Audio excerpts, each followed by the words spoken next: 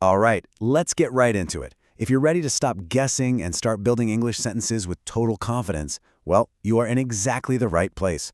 We're about to break down the essential tools you need to sound clear, correct, and just completely natural. You know that feeling, right? Where you're staring at a sentence, wondering if the words are in the right order or if you picked the right verb tense? Yeah, you are definitely not alone. It can seriously feel like a puzzle with way too many pieces.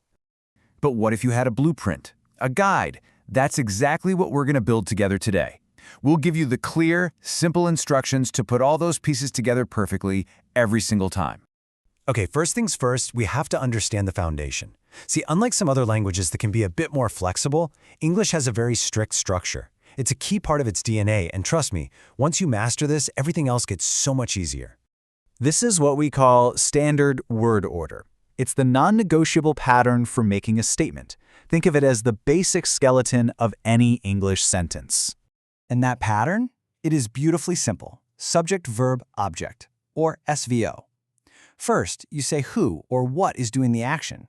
Second, you state the action itself. And third, you say what receives that action. It's a really logical flow from cause to effect. Look at this example with our friend Marco. It perfectly shows the SVO pattern. Who? Marco. Does what? Drinks. Drinks what? Coffee. Subject, verb, object. This is our foundation. And let's keep an eye on Marco. His actions are going to help us understand the next few tools. Okay, so with our blueprint in hand, let's add our first tool to the toolbox, the present simple.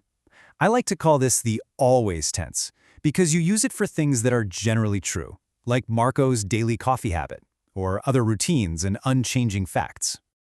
Now, looking at this table, there's really just one key difference you need to burn into your brain.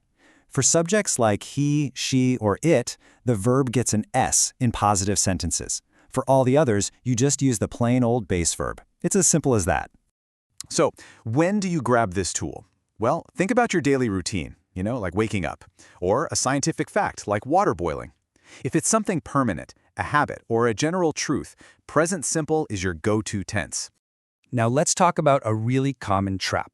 A lot of learners see he and automatically add an S to the verb, even in a negative sentence like this one. It's a super easy mistake to make. But here is the crucial point. The word doesn't has already done the work for you. It's already holding that S. Think of it as does not. So once you use doesn't, the main verb always goes back to its original base form. No extra S is needed.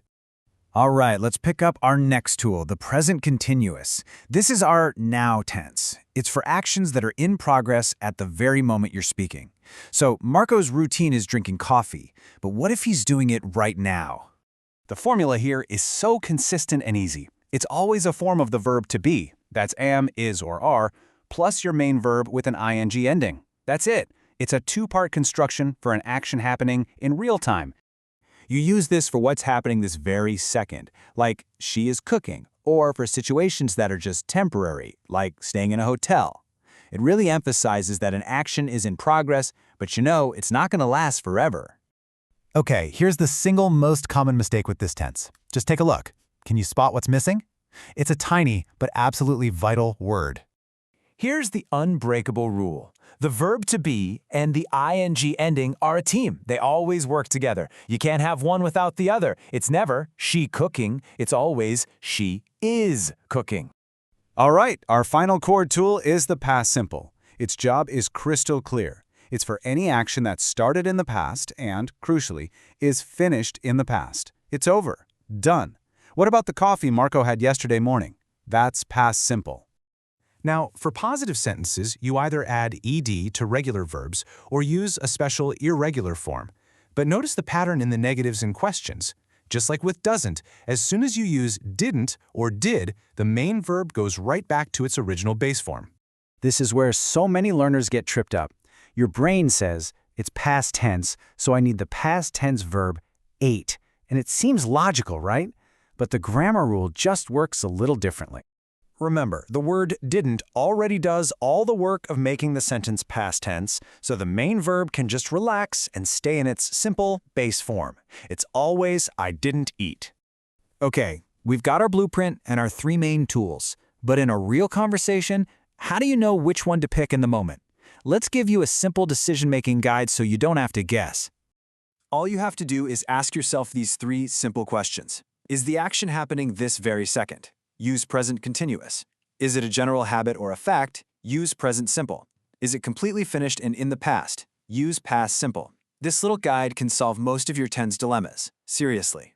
And let's end with a rapid-fire review of the key takeaways. Remember, SVO word order, use helper verbs like do and did in questions, always use the base verb after did, and never, ever forget the verb to be with ing. This checklist is your secret weapon. So, you now have the blueprint and the core tools for building solid English sentences. The only question left is, which one are you going to master first? Go out there and start building.